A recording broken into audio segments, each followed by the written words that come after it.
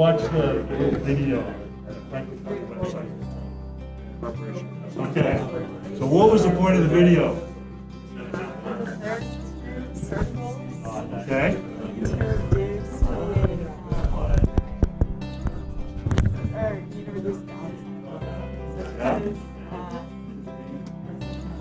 Help her out. We don't leave team members hanging like that.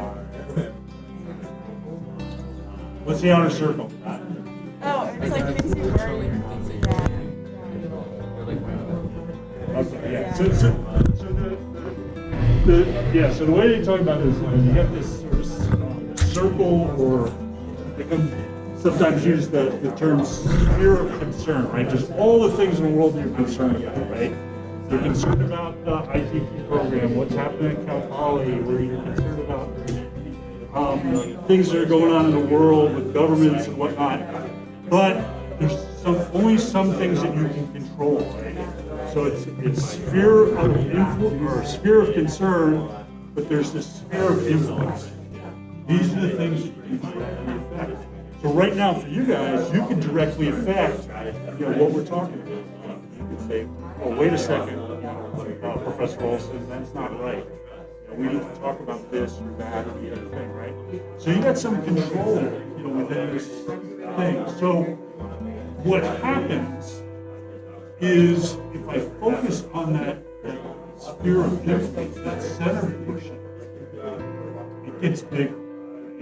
And so an example of how it might get bigger in this sort of situation is, if I see that you're a real sort of interactive student, right? You raise your hand, you ask questions, you kind of, it's obvious that you saw the video and you kind of took some notes on it. Stuff.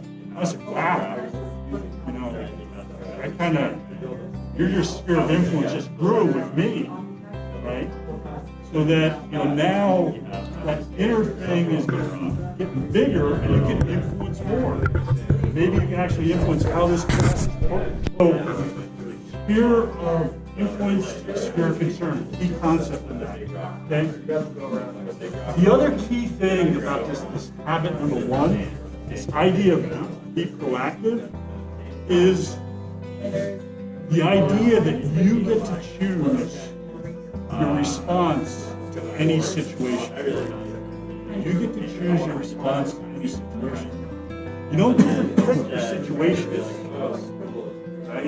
You don't always get to pick your situations, but you can choose how to respond. Now, that's a real empowering sort of thing. And one of the things I like about it, especially from an operations standpoint, is I'm working with people that can choose. And I've sort of put them in a situation, designed a situation so that it's engaging and friendly and open. They're going to choose to be there and contribute, to that organization. So I'm trying to get them to. I know that they have the ability to choose, and I've got to set up the situation so they choose that. If they choose correctly, or if they choose in a way that's in alignment with the principles and values, so there's certain principles or ways that the world works or operations work and stuff, those choices are going to be rewarded. You're going to get the consequences that you want. So the way this sort of works, you can empower to choose your response in a situation, and by choosing your response, hopefully get the consequences you want, right? So how many people had to come to class this morning? How many people had to come to class? Good answer, okay? So you didn't have to come to class, right? How many people chose to come to class today? Okay, chose to come to class. What are the consequences of coming to class? What are the natural consequences? You learn, right? So the natural consequences by your decision, by your choosing, is you get to learn. Let me see. So what you want to do in order to practice this habit and make this work is you got to say, okay, faced with a situation, some inflection point in your life, somebody cuts you off on the road and you're really, it was a bad thing to do, and your natural inclination is to make, some ugly hand gesture or something, and the person that cut you off, you want to say, I have the ability to insert a pause. Right? So I'm going to stop, I'm going to think, and I'm going to say, well, I've decided in my life that I'm not going to be one of those aggressive, road rage kind of people. I'm just going to let it roll off my back, and that's going to be my response. Choose that response. The reason why this principle is so important in operations is we want to leverage associates' ability to choose wisely. Even though we're doing things like dice or maps and documentation and write things down and put this all together, we can never do enough to cover every situation, and we need people in our organization to choose wisely. Presenting things to them, it's complex, stuff happens. Okay, I need them to make the right choices. I need to make them to know. They're not sitting there saying, oh, I'm waiting for the supervisor to tell me what to do. Right? The machine's making bad parts. I'm just going to sit here so it makes bad parts. I'm not going to do anything. Right? We need them to choose wisely and choose what to do.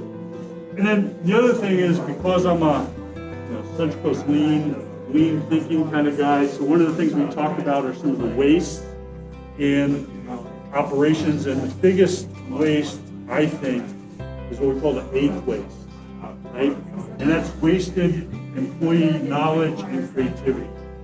So you've got some good ideas, you've got some good ideas, you've got some good ideas. I need those things to come out. And I need you guys to choose to tell me. And knowing that you have the ability to choose to do that, and not sit around and be a victim, keeping all that knowledge and creativity bottled up, is not the way to go. Okay? What do you guys think? Have any of you guys sort of heard of the 7 Habits of Highly Effective People? You have parents that kind of foisted this on you. It's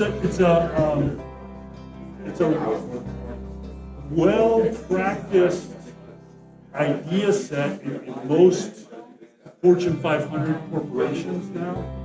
In the 80s and the 90s, there was a big wave of just highly effective people.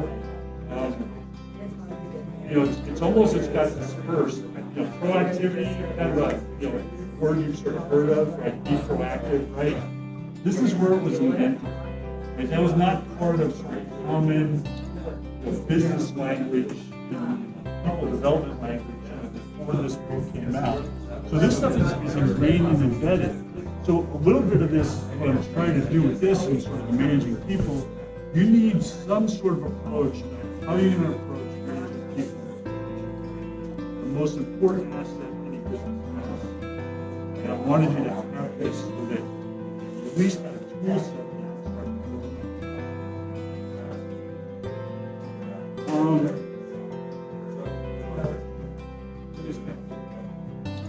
Good stuff, not so good stuff. Another sort of aspect of this is choosing based on principles. So I know in common culture right now we're having issues between Democrats and Republicans, and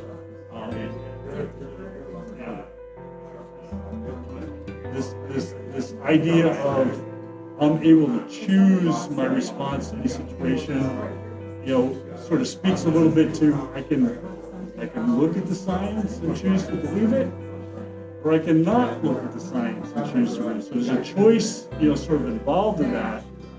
What you want to do is try to get your choices to align with sort of correct principles. I would argue, get your choices to align with the science. The other thing is, get it to align with your values. Right? Do a little bit of soul searching. Say, okay, well, what do I value in life? What's valuable to me? what am I, we'll talk in the beginning with the mind. What's the value I'm trying to deliver to the world? And once you know what that value is, you're going to start to make some good decisions on what you can fix, how you're going to choose the things that you're going to sell. Am I going to be the crowd follower, or am I going to act on principles and values?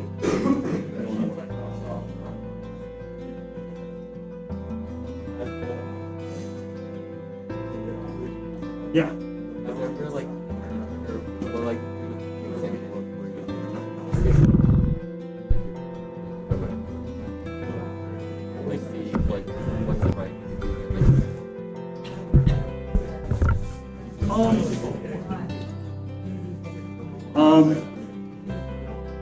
Yeah, I'm sure I have. Let me give you something a little bit more simplistic. So I've decided that I really can't, sphere of influence, sphere of concern, I really can't control whether I know your name or not, right? And so in our interaction, we're having a good sort of interaction with good questions, and we're talking about that. I can't choose, how you sort of respond. I decided I'm going to be a name badge guy, right? And I'm always going to wear sort of my name badge. Because one of the fundamentals in any kind of improvement scenario is that, any improvement scenario is first we need to know each other, and maybe know each other's names. So when I go away and sort of come back, I can say, oh, I had that conversation with, what's your name? Bruno. So I had that conversation with Bruno, right? So I've chosen to say, okay, I'm going to be the geeky guy that wears a name badge over time. And I'm kind of a little bit famous for it, like in the faculty and in the management sort of thing. And everybody looks at, oh, you wear that name badge? I forgot mine in the drawer. Next time I'm going to do it. Next time they don't remember. The way I remember is this is part of my wardrobe, right? I've sort of chosen to say, okay, I'm gonna wear this every day. It's just okay, where's my badge? I got my watch. So, and then, I'll have to think a little bit more on that sort of ethical side of things. I know there's some things that I didn't feel like I chose, those sort of things you kind of remember. We're trying to do this too in order to sort of create this culture of a 7 Habits thing and use this as a leverage point. You're into the first class of industrial technology and faculty students where everybody in the class is going to at least have this exposure, this sort of 1 hour exposure to 7 Habits.